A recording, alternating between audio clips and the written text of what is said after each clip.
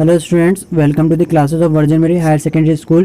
This is our third part of 12th Bio chapter number 2. So आज हमें इस second paragraph से start करना है, तो स्टार्ट करते हैं. Let us look at the 5 kingdom classification. तो हम क्या देखेंगे अब 5 किंगडम क्लासिफिकेशन को समझेंगे और उसके जो इश्यू और कंसिडरेशन है उनको देखेंगे. ठीक है, तो जो इश्यू है और उसका जो कंसिडरेशन है, हाँ वो कंसिडरेशन है वो किसके इन्फ्लुएंस में, जो सिस्टम ऑफ क्लासिफिकेशन है उसके ऊपर ये इन्फ्लुएंस करता है. अर्ली, अब हम अगर पहले की बात करें तो क्या होता था, जो क्लासिफिकेशन सिस्टम है उसमें इंक्लूड किया गया था, मतलब जो स्टार्टिंग में जब पहले की बात करी गई है तो क्लासिफिकेशन सिस्टम में बैक्टीरिया, ब्लू ग्रीन एल्गी जिसको अपन साइनोबैक्टीरिया भी बोलते हैं, फंगी, मॉस, फर्न्स, जिम्नोस्पर्म और एंजियोस्पर्म, ये सभी किसके अंदर आते थे, ये सभी आते थे प्लांट के अंदर. मतलब इन सभी को bacteria, blue green algae, fungi, moss, ferns, gymnosperm और एंजियोस्पर्म, ये सभी क्या थे, ये सभी इंक्लूड किए गए थे प्लांट के अंदर. ये सभी प्लांट के अंदर आते थे. ठीक है, द कैरेक्टर डेट यूनिफाइड, तो वो कैरेक्टर जो इनको एक ग्रुप में रखते थे, मतलब प्लांट ग्रुप के अंदर रखते थे या प्लांट किंगडम के अंदर रखते थे. हाँ, तो वो कौन सा कैरेक्टर था, हाँ वो प्लांट किंगडम के अंदर क्यों रखते थे इसको, किस कैरेक्टर को अपना कर रखते थे, तो वो था cell with their cell wall in their cells. मतलब उनके अंदर क्या था, सेल्स जो थी इन सभी ऑर्गेनिजम्स जो थे, उन सभी ऑर्गेनिजम्स के अंदर क्या इंक्लूड था, जो सेल था उसके अंदर क्या थी, सेल वॉल थी. ठीक है ना, मतलब सेल वॉल, जो सेल मेम्ब्रेन रहती थी उसके ऊपर सेल वॉल होती थी. ठीक है, दिस प्लेस टुगेदर, अब इस वजह से क्या हुआ, ये एक दूसरे से बन गया. अब तो क्या बोल रहे हैं, this place together group which widely differ in the other character. मतलब इन सभी को एक ही ग्रुप में रख दिया गया था, लेकिन क्या तो बोल रहे हैं कि जो अदर कैरेक्टर थे, हाँ वो एक दूसरे से बहुत ज़्यादा डिफरेंट थे सभी के. ठीक है, it board together prokaryotic bacteria and blue green algae. अब देखो, प्रोकैरियोटिक बैक्टीरिया और ब्लू ग्रीन एल्गी मतलब साइनोबैक्टीरिया, ये दोनों क्या है, ये यूकैरियोटिक है, लेकिन फिर भी इनको क्या कर दिया था, ये इनको अलग अलग रख दिया था. हाँ, इनको क्या कर दिया था, अलग अलग रख दिया गया था with other group which were prokaryotic. मतलब बोला ये गया है कि अगर हम प्रोकैरियोटिक बैक्टीरिया की बात करें और ब्लू ग्रीन एल्गी साइनोबैक्टीरिया की बात करें, तो इनको क्या रख दिया था, इनको विथ अदर ग्रुप, हाँ इनको ना किनके अलग ग्रुप के साथ रख दिया गया था. लेकिन अगर हम देखें तो दोनों ही क्या है, यूकैरियोटिक है. मतलब प्रिमिटिव टाइप ऑफ सेल है जिसका न्यूक्लियस जो रहता है वो वेल डेवलप नहीं होता और सेल ऑर्गन्स भी वेल डेवलप नहीं रहते. न्यूक्लियस के ऊपर न्यूक्लियर मेम्ब्रेन रहती है, उसके अंदर न्यूक्लियेट पाया जाता है. ठीक है, तो ये हमने यूकैरियोटिक पहले भी समझ चुके हैं कि क्या होता है यूकैरियोटिक, एक बार और आपको रिवाइज करवा दिया है.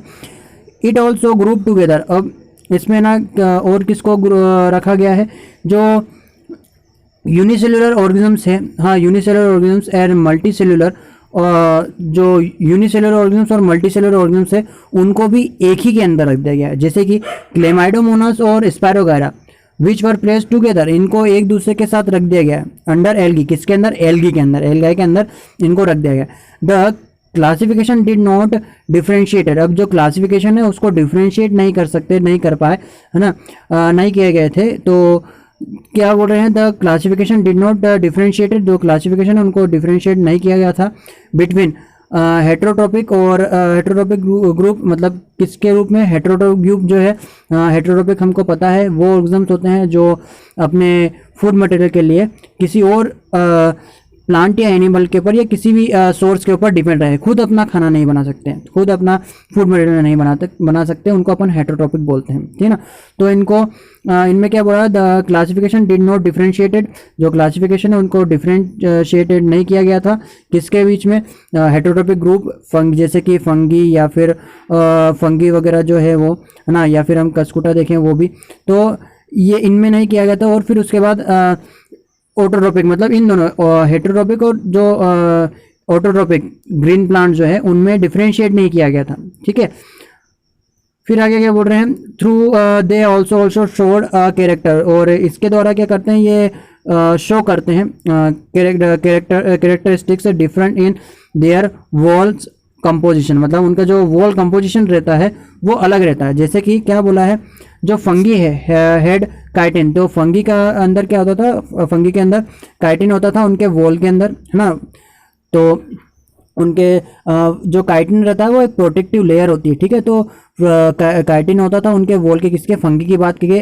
वाइल द ग्रीन पर, अगर हम ग्रीन प्लांट्स की बात करें, हाँ, हेड अ सेल्यूलोस, उसके अंदर क्या होता था, उसकी बात करेगी ये सेल वॉल की, तो सेल वॉल के अंदर क्या होता था, सेल वॉल के अंदर सेल्यूलोज होता था, सेल्यूलोज सेल वॉल होती थी, ठीक है। तो विच सच कैरेक्टर वर कंसिडर्ड, जो इस प्रकार के कैरेक्टर कंसिडर किए गए थे, हाँ, the fungi were placed in separate, जो फंगी था वो सेपरेट किया गया था, कि हाँ सेपरेट किंगडम, उसको सेपरेट किंगडम दिया गया था, तो वो किंगडम में क्या दिया गया, किंगडम फंगी, ठीक है ना। फिर ऑल प्रोकैरियोटिक ऑर्गेनिज्म्स, जितने भी और जो प्रोकैरियोटिक ऑर्गेनिज्म्स थे वर ग्रुप्ड, उनको भी ग्रुप्ड किया गया, मतलब उनको भी अलग किया गया टुगेदर, किसके हिसाब से, अंडर किंगडम मोनेरा, मतलब किस में रखा गया उनको, किंगडम मोनेरा में रखा गया, मतलब जितने भी प्रोकैरियोटिक ऑर्गेनिज्म्स है उनको किसके अंदर रखा गया, फिर किंगडम मोनेरा के अंदर रखा गया। और unicellular eukaryotic organisms were placed in kingdom protista, तो जितने भी यूनिसेलुलर यूकैरियोट्स थे, ठीक है ना, तो यूकैरियोट ऑर्गेनिज्म्स को किसके अंदर रखा गया, किंगडम प्रोटिस्टा के अंदर रखा गया। जो प्रोटिस्टा है तो उसके अंदर क्या क्या रखा गया था, जो क्लेमाइडोमोनास और क्लोरेला, ये जो क्लेमाइडोमोनास और क्लोरेला जो है वो उनको पहले किसके अंदर रखा गया था, एल्गी के अंदर रखा गया था, हाँ, जो within plant and having cell wall, मतलब जो एल्गी है उसके अंदर प्लेस किया था, जिसमें प्लांट में आता है, हाँ, और मतलब प्लांट के साथ रखा गया था, और साथ ही साथ मतलब जिसमें सेल वॉल भी थी, तो इनको प्लांट के अंदर रख दिया गया था, ठीक है।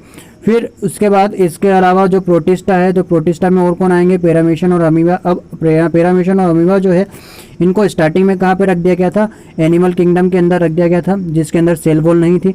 तो इस कैरेक्टर को देखते हुए इन पैरामीशियन और अमीबा को किसके अंदर रख दिया गया था, अब ये एनिमल किंगडम के अंदर रख दिया गया था, हाँ। इट हैज़ पुट टुगेदर, अब इसके बाद मतलब क्या बोल रहे हैं, इनको एक साथ रख दिया गया है अब, और इन अर्लियर क्लासिफिकेशन में इनको भले ही डिफर, मतलब अलग अलग पेज किया था, लेकिन अब इनको एक साथ रख दिया गया है। दिस हैपेंड बिकॉज, अब ये ऐसा क्यों हुआ कि अब पहले अलग रख दिया गया था और अब वापस से एक साथ रख दिया गया, या अब एक साथ रख दिया गया है, तो इसलिए हुआ क्योंकि because the criteria for classification change, क्योंकि जो क्लासिफिकेशन का क्राइटेरिया है वो क्या होता गया, चेंज होता गया, मतलब चेंज हो गया है, तो इस हिसाब से इनको अब प्रोटिस्टा जो किंगडम है उसके अंदर रख दिया गया है। This kind of change will take place in future too depending on the improvement in our changes. अब देखो क्या बोल रहे हैं कि ये जो काइंड है, मतलब ये जो इस प्रकार का जो चेंजेस है, हाँ, this kind of changes were take place, मतलब इस प्रकार के जो चेंजेस है वो फ्यूचर में भी लिए जा सकते हैं, ठीक है, या लेंगे, क्यों लेंगे, ताकि हम क्या कर सके इसको, डिपेंडिंग ऑन इम्प्रूवमेंट, ताकि हम मतलब अगर हमें लगता है कि इम्प्रूवमेंट हम कर सकते हैं क्लासिफिकेशन में, ठीक है ना, या फिर जो कैरेक्टरिस्टिक्स है, या फिर जो एवोल्यूशनरी जो रिलेशनशिप है उसके हिसाब से, तो हम क्लासिफिकेशन के हिसाब से या फिर उसके जो कैरेक्टर है उसके हिसाब से हम उसमें इम्प्रूवमेंट करने के लिए क्या कर सकते हैं, उसमें कुछ चेंजेस ला सकते हैं, या फिर इनको कुछ किसी और प्लेस पे रख सकते हैं। Over time an attempt has been made, अब कई बार हम क्या करते हैं, कुछ अटेम्प्ट कर रहे हैं, ठीक है ना, या फिर हम कोई निर्णय लेते हैं, इवॉल्व क्लासिफिकेशन सिस्टम, जिससे क्या हो, क्लासिफिकेशन सिस्टम जो है वो क्या हो, इवॉल्व हो, मतलब उसके अंदर कोई ना कोई इम्प्रूवमेंट आए, विच reflects not only the morphological, physiological and reproductive similarities but is also phylogenetic that is based on evolutionary relationship।